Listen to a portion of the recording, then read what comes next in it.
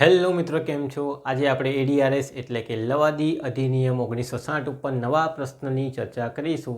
આજનો આપણો મહત્વનો પ્રશ્ન રહેલો છે કે લવાદી એવોર્ડ રદ કરવાના કારણો અથવા તો લવાદી એવોર્ડ ક્યારે રદ કરવામાં આવે છે એની જોગવાઈઓ તેમજ અપીલ અંગેની જોગવાઈઓની ચર્ચા કરો. આજે સવાલ બીજી રીતે પણ શોર્ટ નોટની અંદર પૂછવામાં આવે છે કે લવાદી એવોર્ડ ક્યારે ક્યારે રદ થઈ શકે એની જોગવાઈ જણાવો અથવા તો એની શોર્ટ નોટ સમજાવો, અથવા તો અપીલ પાત્ર હુકમો કયા કયા છે અથવા તો અપીલ અંગેની જોગવાઈઓ તમને શોર્ટ નોટની અંદર પણ પૂછી શકે છે. ચાલો, તો આ સવાલ પૂછાય એટલે સૌથી પહેલાં આપણા ફોર્મેટ મુજબ આપણે શું સમજાવીશું? પ્રસ્તાવના સમજાવીશું. ત્યાર પછી આપણી જે જોગવાઈ પૂછેલી છે કે લવાદી ફેસલો અથવા તો લવાદી એવોર્ડ રદ કરવાનાની જોગવાઈ, તો એ આપણે સમજાવવાની છે. એની અંદર 4 મુદ્દા આવે છે, તે આપણે સમજાવવાના છે. ત્યાર પછી આપણે સમજાવીશું અપીલ અંગેની જોગવાઈ. તો અપીલ અંગેની જોગવાઈઓ પણ આપણને આપવામાં આવેલી છે. 2 જેટલી જોગવાઈ છે કે અપીલ પાત્ર હુકમો કયા કયા છે, અપીલની સમય મર્યાદા કેટલી છે, શું બીજી અપીલ થઈ શકે કે ન થઈ શકે, આ 3 મુદ્દાની અંદર વાત કરીશું. અને પછી તમારા જો કેસ આવતા હોય તો કેસ લખી દેવાના રહે છે અને છેલ્લે તમારે સમાપન લખવાનું રહે છે. ચાલો, તો આ છે આપણો ફોર્મેટ મુજબ આપણે શું કરીએ, જવાબને પ્રિપેર કરીએ. સૌથી પહેલે શું સમજાવીશું? આપણે પ્રસ્તાવના સમજાવીશું. પ્રસ્તાવનાની અંદર તમારે શું લખવાનું છે? તો આપણા ફોર્મેટ મુજબ આપણે કલમોની વાત કરીએ છીએ. તો લવાદી અધિનિયમ 1996ની વાત કરીએ તો આ જોગવાઈ આપણને ક્યાં જોવા મળે છે? લવાદીનો ફેસલો જે રદ કરવાનો છે ક્યારે રદ કરવામાં આવે? તો ઓલરેડી આપણે લવાદ પંચને અથવા તો ટ્રિબ્યુનલને શું સોંપેલી હોય? તકરાર સોંપેલી હોય. અને કોઈ પક્ષકાર નારાજ હોય તો એ શું કરશે? લવાદી એવોર્ડ રદ કરવાના જુદા જુદા કારણો હશે તો જ, એમને એમની પણ જુદા જુદા કારણ હશે તો એ કારણને પોતાની અરજીની અંદર મૂકીને ક્યાં કરશે? કોર્ટની અંદર અરજી કરશે. શાના માટે? તો આ લવાદી ફેસલો રદ કરવા માટે અરજી કરી શકશે અથવા તો અપીલ કરી શકે છે. તો એ અંગેની આપણને વાત ક્યાં જોવા મળે છે? તો લવાદી એવોર્ડ રદ કરવાના જુદા જુદા કારણો એ અંગેની વાત સેક્શન નંબર 34ની અંદર જોવા મળે છે કે કયા કયા મુદ્દા અપીલને પાત્ર છે કે જ્યાં તમે અપીલ કરી શકો છો. એવા કયા કારણો છે કે જ્યાં તમે અપીલ કરી શકાય છે. અને બીજું અપીલ અંગેની જોગવાઈ, તો એની અંદર પણ આ જ વસ્તુ આવવાની છે કે અપીલ અંગેના કારણો કયા કયા છે, કયા બાબત માટે અપીલ કરી શકાય. તો અપીલ અંગેની જોગવાઈ સેક્શન નંબર 37ની અંદર આપણને જોવા મળે છે. તો અપીલ અંગેના કારણો આપણે લખશું, બરાબર, અથવા તો અરજી રદ કરવાના કારણો. બંનેની અંદર થોડો સિમિલર જવાબ જ આવે છે, પણ એ આપણે મુદ્દા બનાવીને લખવાનું કે બીજી અપીલ, અપીલની સમય મર્યાદા અને અપીલ કયા કોર્ટની અંદર કયા મુદ્દા ઉપર અપીલ કરવામાં આવે છે અને સ્વીકારવામાં આવે છે, તો એ આપણે અહીંયા જોવાની રહી. તો ફરી પછી પ્રસ્તાવનાને ફ્રેમ કરીએ કે લવાદી એવોર્ડથી નારાજ થયેલ પક્ષકાર લવાદી એવોર્ડ રદ કરવા માટેની જે કલમ છે તે સેક્શન નંબર 34 અંતર્ગત શું કરી શકે? કોર્ટમાં લવાદી એવોર્ડ રદ કરવા માટે અરજી કરી શકે છે. એ અંગેની જોગવાઈ સેક્શન નંબર 34ની અંદર. અને અપીલ અંગેની જોગવાઈ કે કયા કયા અપીલ પાત્ર હુકમો છે, તો એ અંગેની જોગવાઈ આપણને એટલે કે અપીલ અંગેની જોગવાઈ આપણને સેક્શન નંબર 37ની અંદર જોવા મળે છે. બંનેની અંદર એક જ જેવો સિમિલર જવાબ આપણને જોવા મળે છે, જેની ચર્ચા નીચે મુજબ છે. તો સેક્શન નંબર 34 એ શું આવશે? લવાદી એવોર્ડ રદ કરવા માટેના કારણો. અને બીજું છે કે અપીલ અંગેની જોગવાઈ આપણને ક્યાં જોવા મળે? સેક્શન નંબર 37ની અંદર જોવા મળે છે. અને એને પછી આપણે શું કરવાનું છે? વિસ્તૃત નોંધ લખવાની રહે છે. તો એક્ઝામની અંદર પણ તમારે આવી રીતે પ્રસ્તાવનાને ફ્રેમ કરવાની રહે છે. ચાલો, હવે 2 પાર્ટમાં આપણે જવાબને ડિવાઈડ કરી દઈએ. સૌથી પહેલો પાર્ટ આપણો શું છે? લવાદી એવોર્ડ રદ કરવાની જોગવાઈ સેક્શન નંબર 34. કોઈ બી વ્યક્તિ જે લવાદી એવોર્ડ લવાદી ટ્રિબ્યુનલ પર છે આપણને આપેલો છે અથવા તો પક્ષકારને આપેલો છે, એનાથી નારાજ વ્યક્તિ શું કરશે? કોર્ટની અંદર સૌથી પહેલાં તો અરજી કરે. તો પહેલો મુદ્દો આપણો બને રદ કરવા માટેની અરજી. ક્યાં કરવાની? કોર્ટની અંદર. તો લવાદી એવોર્ડ રદ કરવાની અરજ અથવા તો અરજી, એની આપણે વાત લખીશું. પછી લવાદી એવોર્ડ રદ કરવો હોય તો એના માટે જુદા જુદા કારણ જોઈએ. તો અહીંયા 7 જેટલા કારણો છે, એ આપણે સમજાવવાના છે. ચાલો, પછી આ લવાદી એવોર્ડ રદ કરવું હોય તો એની સમય મર્યાદા કેટલી છે? અરજીની જે ટાઈમ છે એ કેટલો છે? તો અહીંયા એને પણ આપણે મેન્શન કરવાનું છે. તો 3 મુદ્દા આપણા શાની અંદર બને છે? લવાદી એવોર્ડ રદ કરવાની જોગવાઈ સેક્શન નંબર 34ની અંદર બને છે. તો પહેલે એને જોઈ લઈએ, પછી આપણે અપીલપાત્ર હુકમની વાત કરીએ. ચાલો, પહેલે આપણે લખશું નંબર 1. 3 મુદ્દા લખી દેવાના. પહેલે વારાફરતી શું છે? એવોર્ડ રદ કરવા માટેની અરજી. નંબર 2 એવોર્ડ રદ કરવા માટેના કારણો. અને નંબર 3 સમય મર્યાદા, અરજીની સમય મર્યાદા કેટલી છે એ પછી નવી વિસ્તૃત તમારે લખવાનો. તો પહેલો નંબરનો મુદ્દો બનાવી દઈએ, એવોર્ડ રદ કરવા અંગેની અરજી. તો જે લવાદી એવોર્ડ છે એને રદ કરવા માટેની અરજીની વાત કરીએ તો કેવી રીતે લખવાની છે, ક્યાં કરવાની છે? તો આ લવાદી એવોર્ડથી નારાજ થયેલ વ્યક્તિ, તો લવાદી ટ્રિબ્યુનલ પર છે, એણે આ એવોર્ડ તૈયાર કરેલો છે. તો આપણે એક સવાલ જોઈએ કે લવાદી એવોર્ડ કઈ રીતે તૈયાર થાય, એની અંદર તારીખ સમય બધી લખેલું હોય એ મુજબ એ લોકો શું કરે સાઇન કરશે અને પક્ષકારોની સાઇન કરાવીને પછી લવાદી એવોર્ડ સોંપવામાં આવે. પણ કોઈ વ્યક્તિ છે જે નારાજ છે કે ભાઈ આ તમે જે એવોર્ડ આપ્યો છે, જે હુકમનામું આપ્યું છે તે બરાબર નથી, તો એ નારાજ થનાર વ્યક્તિ શું કરશે? કોર્ટની અંદર અરજ કરે છે. તો અહીંયા લખીશું આપણે કે લવાદી એવોર્ડથી નારાજ થયેલ એટલે કે લવાદી ટ્રિબ્યુનલ પંચના લવાદી એવોર્ડથી નારાજ થયેલ વ્યક્તિ પક્ષકાર કોર્ટમાં એવોર્ડ રદ કરવા માટે અરજી કરી શકે છે. એ અંગેની જોગવાઈ આપણને સેક્શન નંબર 34માં છે. તો 34 સેક્શન મુજબ આપણે અહીંયા અરજી કરી શકીએ છીએ. અને એની સાથે લવાદી એવોર્ડ રદ કરવાના કારણો પણ દર્શાવવામાં આવે છે. હવે એક કારણ સાચા હોય તો જ અરજીને એક્સેપ્ટ કરવામાં આવે છે. એ કારણો બરાબર ન હોય તો અરજીને ત્યાં જ કોર્ટ શું કરી દે છે? રિજેક્ટ કરી દેતી હોય છે. તો આની સાથે લવાદી એવોર્ડ રદ કરવા માટેના કારણોને પણ મેન્શન કરવામાં આવે છે, એટલે કે દર્શાવવામાં આવે છે. યોગ્ય કારણ હશે તો અરજીનો સ્વીકાર કરવામાં આવે છે અને કારણ યોગ્ય ન હોય તો કોર્ટ દ્વારા એ અરજીને શું કરી દેવામાં આવે છે?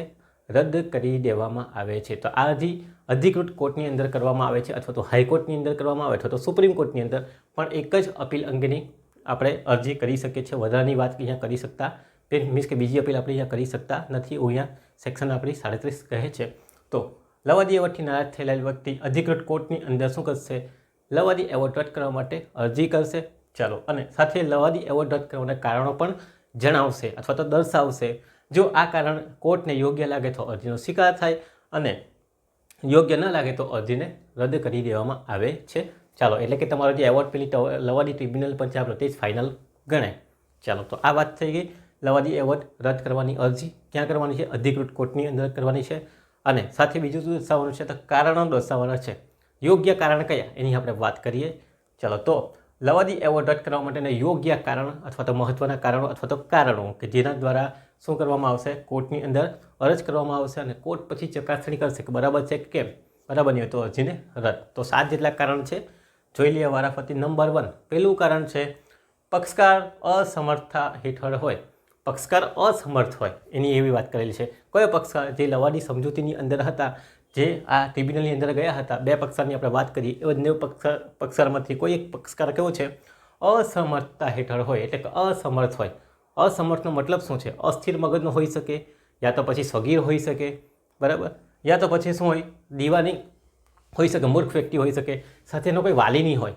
હવે જ્યારે લવાદી સમજૂતીમાં જોડાયેલા ત્યારે વ્યવસ્થિત હતા બંને જણા, પણ એક્સિડન્ટના કારણે આવી ન શકતો હોય તો અસમર્થ થઈ ગયો, હોસ્પિટલની અંદર જાય તો, બરાબર. તો અહીંયા શું કીધેલું છે કે એટલે કે પક્ષકાર અસમર્થ હોય, પ્રતિનિધિત્વ કરી શકતો ન હોય, એટલે કે હાજર ન થઈ શકતો હોય લવાદી કોર્ટની અંદર, એટલે કે ટ્રિબ્યુનલની સામે હિત જાળવી શકતો ન હોય, પોતાનું જે હિત છે એ જાળવી શકતો ન હોય તેવી હાલત હોય. ઉદાહરણ તરીકે મેં તમને કીધું સગીર, પછી દીવાની વ્યક્તિ એટલે ગાંડો થઈ ગયેલો હોય, ગાંડપણ હેઠળ હોય તેવી વ્યક્તિ, અથવા તો હોસ્પિટલાઇઝ હોય, એવા સંજોગોની અંદર પણ એ પ્રતિનિધિત્વ કરી શકતો નહીં. મીન્સ કે કોર્ટની અંદર કોર્ટ નહીં પણ તો લવાદી ટ્રિબ્યુનલની સામે હાજર ન થઈ શકતો હોય એવી કન્ડિશન હોય.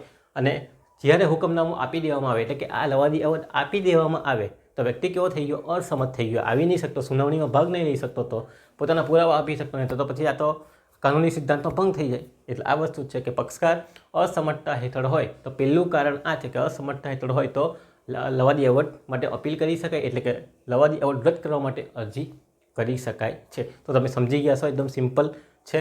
તો પક્ષકાર અસમર્થ હોય, પોતે પ્રતિનિધિત્વ ન કરી શકતો હોય, પોતાનું હિત ન જાળવી શકતો હોય તેવી હાલતમાં હોય. ઉદાહરણ તરીકે મેં તમને કીધું સગીર હોય, દીવાની વ્યક્તિ હોય અને વાલી નહીં હોય એનો, બરાબર. તો સગીરનો વાલી હોય તો વેલ એન્ડ ગુડ છે, પણ ન હોય તો પછી હોસ્પિટલાઇઝ થયેલો હોય અકસ્માતના કારણે, તો એવી કન્ડિશન એની હોય, એવા કિસ્સાની અંદર શું કરવામાં આવે? તો એવું કારણ હોય તો આપણે લવાદી એવોર્ડ રદ કરવા માટે અરજી કરી શકીએ છીએ. પછી એક્સેપ્ટ કરવું નહીં કરવું એ પછી કોર્ટ ઉપર આધાર રાખે, અધિકૃત કોર્ટ ઉપર આધાર રાખે. નેક્સ્ટ નંબર 2, સમજૂતી બિનકાયદેસર હોય. બીજા મુદ્દામાં શું વાત કરેલી છે કે સમજૂતી કેવી હોય? બિનકાયદેસર હોય. તો શું છે કે લવાદી સમજૂતીના પક્ષકારો યોગ્ય કાયદાની પસંદગી ના કરી હોય. જે કાયદાની પસંદગી કરવાની હોય લવાદી ટ્રિબ્યુનલે, તે કાયદાની પસંદગી ન કરી હોય, અથવા તો લવાદી સમજૂતી દરમિયાન પણ જે કાયદો પસંદ કરવાનો હોય તે કાયદો પસંદ ન કરેલો હોય, બરાબર ને. કોન્ટ્રાક્ટની જગ્યાએ ભાગીદારી પેઢીનો કાયદો પસંદ કરી નાખેલો હોય તેવો કિસ્સો આવી જાય.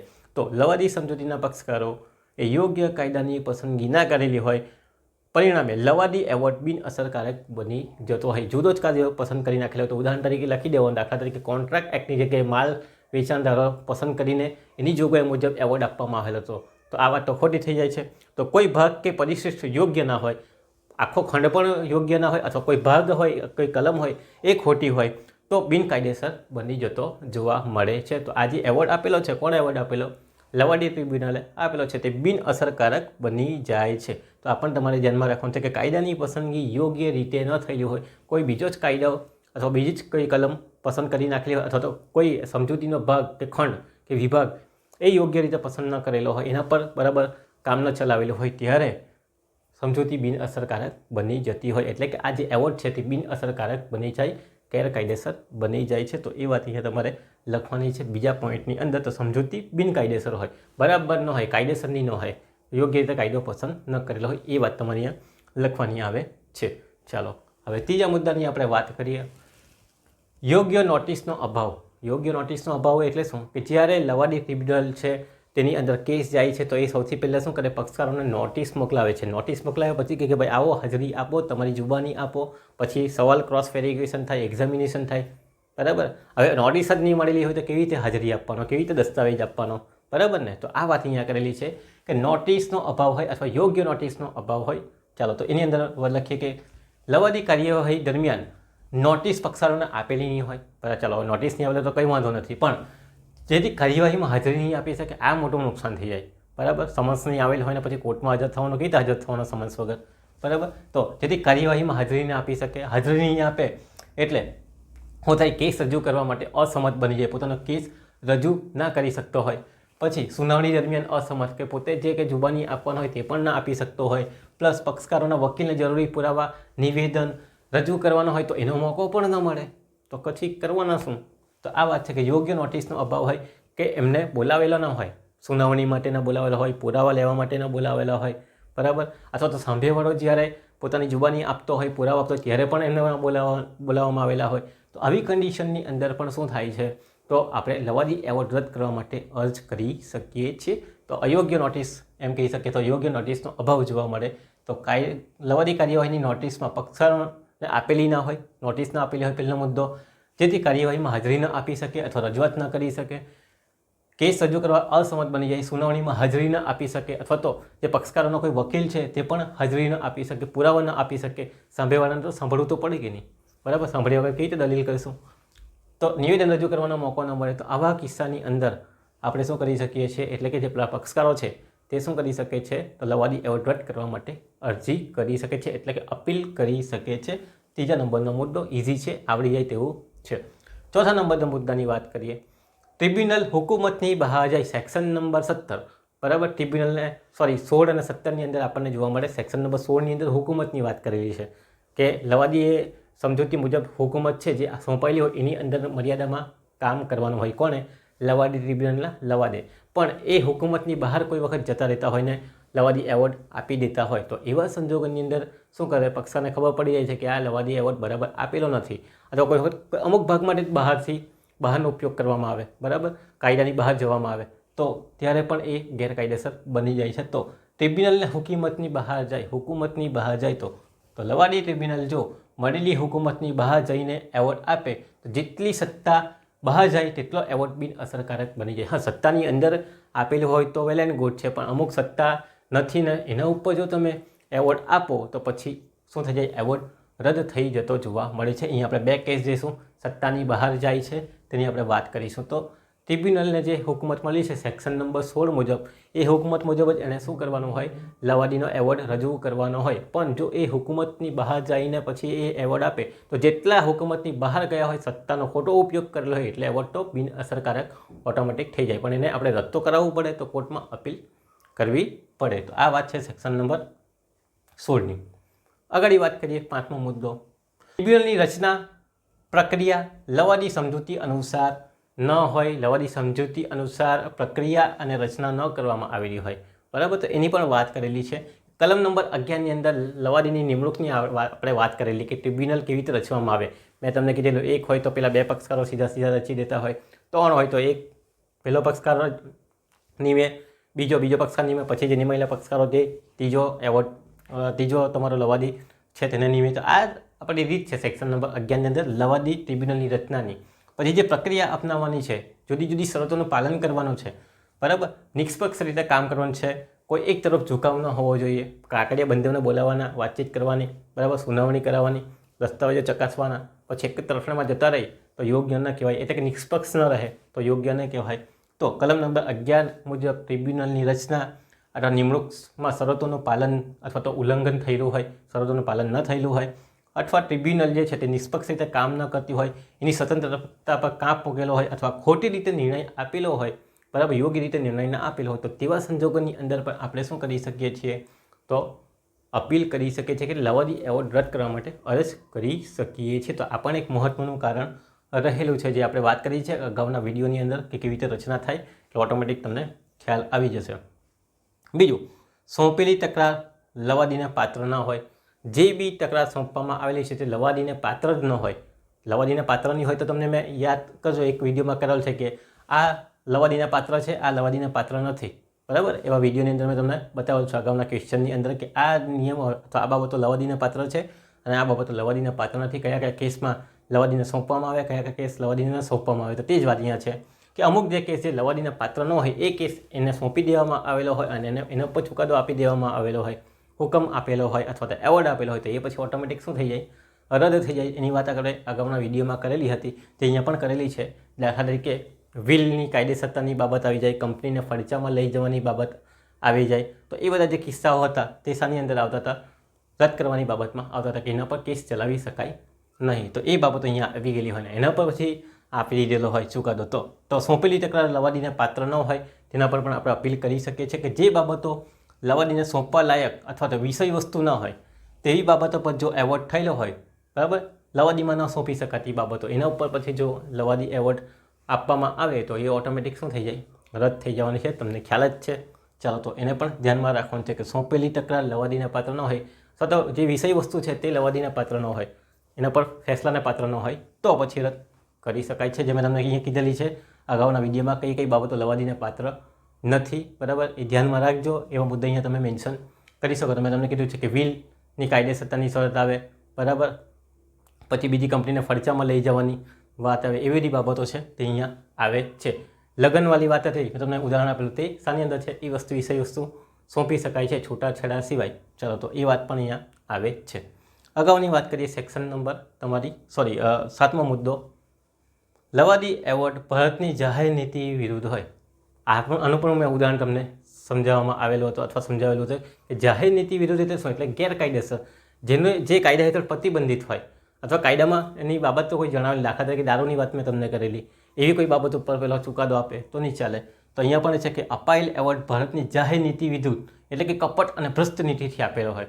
કપટ રીતે અથવા તો ખોટી રીતે અથવા તો ભ્રષ્ટ રીતે આપવામાં આવેલો હોય, જાહેર હિતના અધિકારનું ભંગ કરતી હોય, જે જાહેર નીતિ લોકોના હિત છે એના અધિકારોનું, સત્તાનું ભંગ કરતી હોય, તો તેના વિરુદ્ધનો હોય તો ગેરકાયદેસર બની જાય છે. એટલે ભારતની જે જાહેર નીતિ છે કોન્ટ્રાક્ટની અંદર પણ આવે છે, બરાબર. જાહેર નીતિ સેક્શન નંબર 27-28ની આજુબાજુ છે.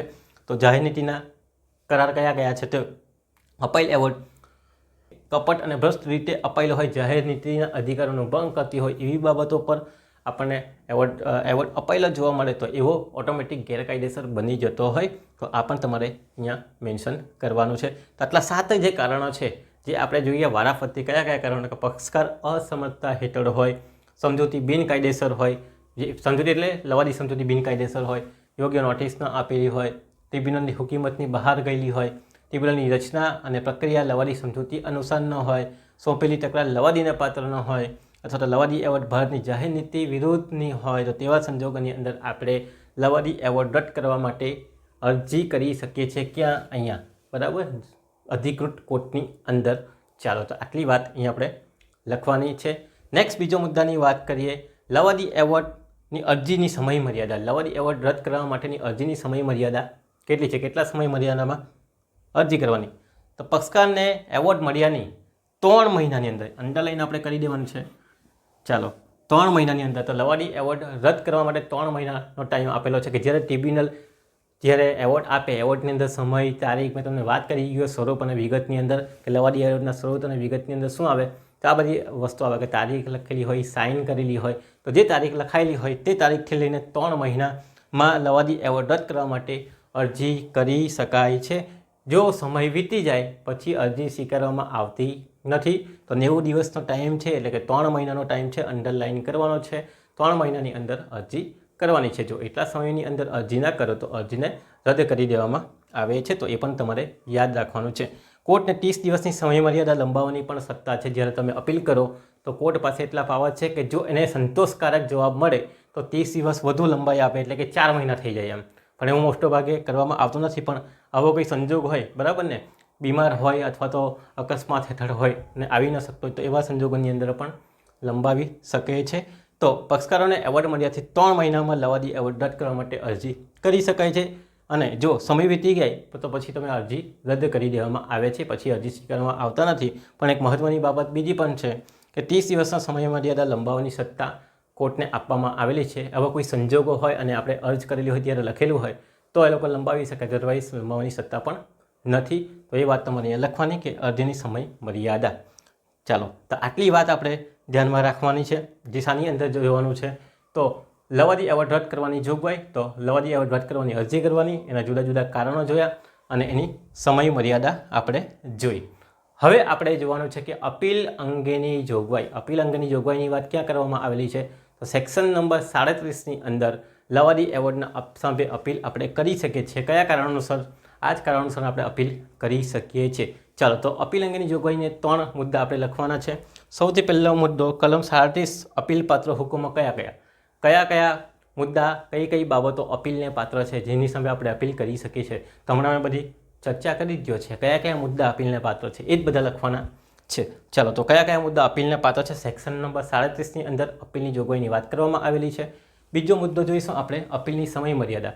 કેટલા સમય મર્યાદામાં અપીલ કરવાની છે? તમે અહીંયા હમણાં તમને સમજાવી જ ગયો. કેટલા મહિના? 3 માસ, બરાબર. ચાલો, બીજી અપીલ થઈ શકે કે કેમ? આજે એકવાર અપીલ ગઈ, એની સામે ચુકાદો આવ્યો તો બીજી અપીલ થાય કે નહીં થાય? તો એની પણ અહીંયા આપણે વાત જોઈશું અને 2 કેસ આપણે જોવાના છે.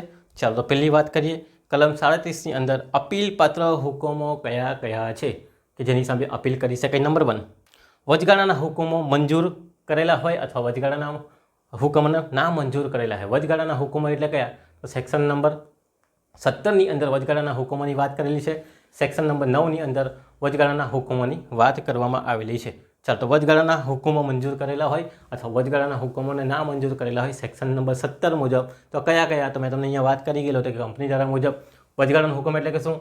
તો વચગાળાના હુકમની અંદર પેલી મિલકત સાચવવાની છે, કમિશન નીમવાનું છે, રિસીવર નીમવાનું છે, એનો હુકમ કરેલો હોય એનો અથવા તો એનો હુકમનું ના પાડેલી હોય તો બંને વસ્તુ અહીંયા આવી જાય છે. તો અહીંયા લખજો ખાસ કરીને ઉદાહરણ, ઓલરેડી મેં ભણાવી ગયો છે કે વચગાળાના હુકમો મંજૂર કરે. નંબર 2, વચગાળાના હુકમો ના મંજૂર કરે. તો વચગાળાના હુકમો એટલે શું? રિસીવર નીમવાનો છે, બરાબર, કમિશન નીમવાનો છે, જામીનગીરી નીમવાની છે. એવા મુદ્દાઓ મંજૂર કરે અથવા ના મંજૂર કરે ત્યારે પણ શું કરી શકીએ છીએ? આપણે અપીલ કરી શકીએ છીએ. તો અહીંયા આ વાત પણ આપણે કવરઅપ કરવાની રહે છે. નંબર 2, કાર્યવાહી મુલતવી રાખે અથવા તો મુલતવી રાખે તો એનો ઇનકાર કરે. ઘણી વખત અરજી કરેલી હોય કાર્યવાહીને મુલતવી રાખવા માટે કે ભાઈ માણસ બીમાર હોય, આવી ન શકતો હોય તો કાર્યવાહીને થોડાક ટાઈમ માટે મુલતવી રાખો. તો એ મુલતવી રાખવા માટે ના પાડે અથવા તો મુલતવી રાખી દે તો એવા કિસ્સાઓની સામે પણ આપણે શું કરી શકીએ છીએ? અપીલ કરી શકીએ છીએ જે તે કોર્ટની અંદર. ચાલો, તો અપીલ સાંભળવા માટે અધિકૃત કોર્ટને સત્તા છે. જે કોર્ટ હશે એની સામે આપણે અપીલ કરી શકીએ છીએ. તો આ 2 વાત આપણે લખવાની છે કે કાર્યવાહીને મુલતવી રાખે અથવા તો રાખવા માટે ના પાડે અથવા ઇનકાર કરે તેવા સંજોગોની અંદર પણ શું કરી શકાય? અપીલ કરી શકાય. ઉદાહરણ તરીકે વ્યક્તિ બીમાર છે, આવી ન શકતો હોય તો કાર્યવાહી મુલતવી રાખવા માટે કહે. પેલા મુલતવી ન રાખે તો પેલો સામેવાળો અપીલ કરે કે ભાઈ મેં તો બીમાર છું, કેવી રીતે આવવાનું? ના કે ભાઈ કરો. તો આ વાત અહીંયા આપણને જોવા મળે. ચાલો, ત્રીજો મુદ્દો, લવાદી પંચની હુકુમત સામે વાંધો હોય. સેક્શન નંબર 16ની અંદર આપણને લવાદી પંચની હુકુમતની વાત કરી કે લવાદી પંચ લવાદી સમજૂતીના હુકુમત મુજબ શું કરશે? નિર્ણય આપે છે. તો એ હુકુમતની બહાર જઈને નિર્ણય આપેલો હોય તેવા સંજોગોની અંદર પણ આપણે અપીલ કરી શકીએ છીએ. એ પછી ખંડની બાબત હોય કે પૂરેપૂરા વિભાગની બાબત હોય અથવા કોઈ જોગવાઈ હોય એની વિરુદ્ધ જઈને શું કરે? તો પોતાની હુકુમતને ખોટી રીતે વાપરે તો એની સામે પણ વાંધો લઈ શકાય, એટલે કે અપીલ કરી શકાય આ લવાદી એવોર્ડની સામે. તો 3rd નંબરનો પોઈન્ટ એ પણ આપણે જોઈ જ ગયા છે આગળ, બરાબર, વિસ્તૃત મેં સમજાવેલો છે મુદ્દાની અંદર. એટલે હુકુમત કોને કહેવાય એ પણ તમને ખ્યાલ હોવો જોઈએ. બીજી વાત છે, કલમ 34માં દર્શાવેલા મુદ્દા સામે અપીલ કરી શકાય છે. તો કલમ 34ની અંદર કયા મુદ્દાઓ આપણે જોઈ ગયા? હમણાં જ જોઈ ગયા કલમ 34ની અંદર કે જો પક્ષકાર અસમર્થતા હેઠળ હોય ને એવોર્ડ આપેલો હોય, સમજૂતી બિનકાયદેસર હોય એટલે કે કાયદા મુજબની હોય અને એવોર્ડ આપેલો હોય. ત્રીજી વાત છે, યોગ્ય નોટિસનો અભાવ હોય, નોટિસ સુનાવણી દરમિયાન હાજરી ન આપી શકેલા હોય, ટ્રિબ્યુનલને હુકુમત બહાર ગયેલી હોય, આ મુદ્દો તો ઓલરેડી આવી ગયો છે અહીંયા.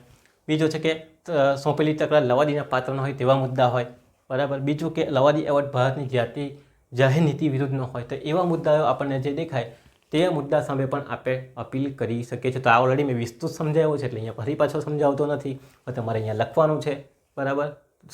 આ રીતે જ પૂછાય તો બે લાઇનમાં તમારે લખવાનું રહેશે. ચાલો, તો આ વાત લખવાનું છે. કોર્ટ દ્વારા પસાર કરાયેલ હુકમ સામે બીજી અપીલની જોગવાઈ નથી. એટલે કે આ જે કોર્ટ દ્વારા અપીલ સાંભળવામાં આવશે અને જે હુકમ આપવામાં આવશે એ ફાઇનલ ગણવામાં આવશે, એ તમારે ધ્યાનમાં રાખવાનું છે. બીજી અપીલ અંગેની જોગવાઈ નથી, પરંતુ અહીંયા આપણો કાયદો પાછો એવું કહે ભારતની બંધારણની અનુચ્છેદ 133 મુજબ તમે સુપ્રીમ કોર્ટની અંદર અરજ કરી શકો છો. તો એની અંદર બંધારણનો પ્રશ્ન હોય, ફોજદારી બાબતનો પ્રશ્ન હોય, દીવાની બાબતનો પ્રશ્ન હોય તો કરી શકાય છે, એવી વાત અહીંયા કરેલી છે. તો અહીંયા પાછું કહે છે કે સુપ્રીમ કોર્ટમાં અપીલ કરવાનો અધિકાર છે, બરાબર. ત્યાં નથી બીજી અપીલ કરવાનો, બરાબર. ચાલો, તો એમ અપીલ કરવાનો અધિકાર નથી બીજી કોર્ટની અંદર, અને આ કોર્ટ જે ફાઇનલ હુકમનામું હોય તે ફાઇનલ ગણાશે, એની ઉપરની કોઈ કોર્ટ નથી. પણ એવું પણ કીધેલું છે કે ભાઈ સુપ્રીમ કોર્ટમાં તમે જઈ શકો, વાંધો આવતો નથી, તમને કંઈ વાંધો વચકો હોય તો એવોર્ડ સાંભળે.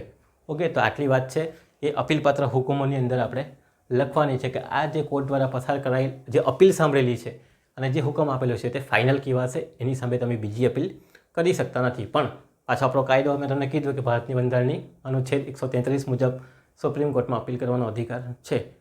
આ કાયદો એના માટે ના પાડતો નથી, કારણ કે આપણને ઓફિશિયલી મળેલો અધિકાર છે એના કારણે. ચાલો, બીજું, અપીલની સમય મર્યાદા કેટલી? અહીંયા રડીને કહી ગયો છે એટલે ફરી પાછું નહીં કહીશ, પણ કહી રાખો છે કે અપીલ હાઈકોર્ટને કરે તો 90 દિવસ અને અન્ય કોર્ટને કરે તો 30 દિવસ. અન્ય કોર્ટની એટલે અધિકૃત કોર્ટ નક્કી કરેલી હશે કોઈ તે કોર્ટની અંદર, બરાબર. કોર્ટનું નામ અહીંયા આપણે આપી નહીં શકીએ. એ લોકો કહે કે આ કોર્ટ તમારી અધિકૃત છે, પેલી અહીંયા જવાની ને બીજી અપીલ તમે અહીંયા કરી શકો, તો બીજી અપીલની તો જોગવાઈ જ નથી.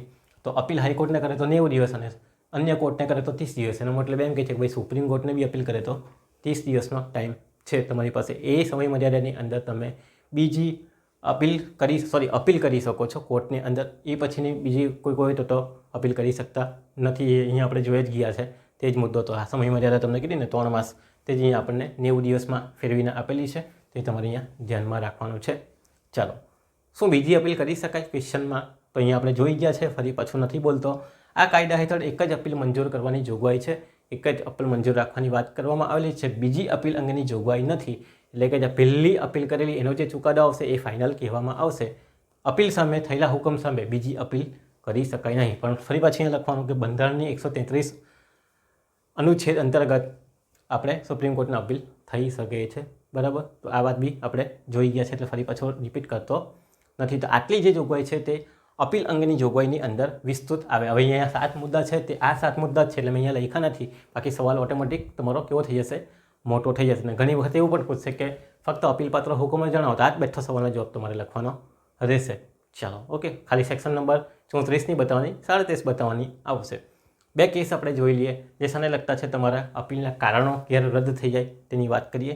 તો પહેલો કેસ છે Nataraj studio versus Navrang studios. Nataraj studio versus Navrang studios all India record AIR 1981, બરાબર, 1981નો કેસ છે. એની અંદર શું હતું?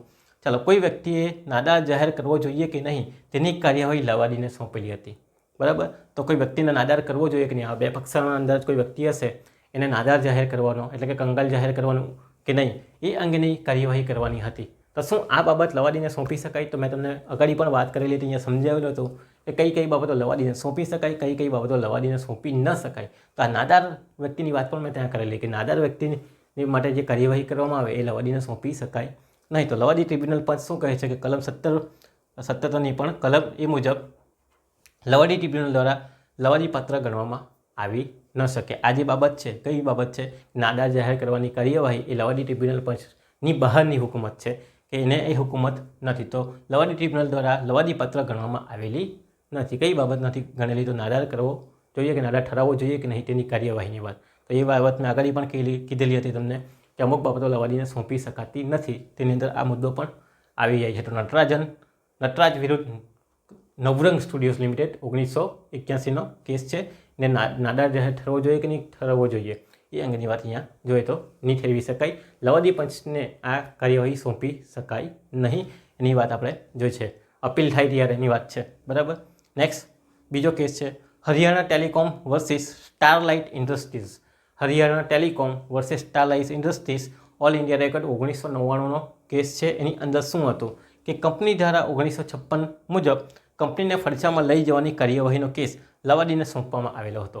શું આ લવાદીને આ કેસ સોંપવાની સત્તા છે? તો એની પણ મેં વાત કરેલી કે કંપનીને ફડચામાં લઈ જવાની હોય તો એ અંગેની બાબતો પણ લવાદી પંચને સોંપી શકાય નહીં અથવા તો લવાદી ટ્રિબ્યુનલને સોંપી શકાય નહીં. તો અહીંયા પણ શું થાય છે કે લવાદીને સોંપેલ પરંતુ આ કાર્યવાહી લવાદીને સોંપી શકાય નહીં એવો ચુકાદો આપણને જોવા મળે છે, બરાબર. વિલની કાયદેસરતાની બાબતનો પ્રશ્ન હોય તેવી પણ અહીંયા સોંપી શકાય નહીં. તેવા જુદા જુદા ઉદાહરણો તમારે અહીંયા કઈ કઈ બાબતો સોંપી ન શકાય, ફોજદારી બાબતો સોંપી ન શકાય, સમાધાનના પાત્રો હોય તેવી. તો આ બાબતો અહીંયા જાહેર કરવાની. તો કેસ 2 છે Natarajan studio versus Navrang studios અને બીજો છે તે હરિયાણા ટેલિકોમ અને સ્ટાઇલાઇઝ ઇન્ડસ્ટ્રીઝ, જેમાં કંપનીને ફડચામાં લઈ જવાની વાત કરવામાં આવી. તો એ તમે લઈ જઈ શકતા નથી, લવાદી પંચને એની સત્તા નથી, એની હુકુમત નથી. તો આ 2 કેસ તમારે ડિસ્ક્રાઇબ કરવાના છે, એટલે કે સમજાવવાના છે.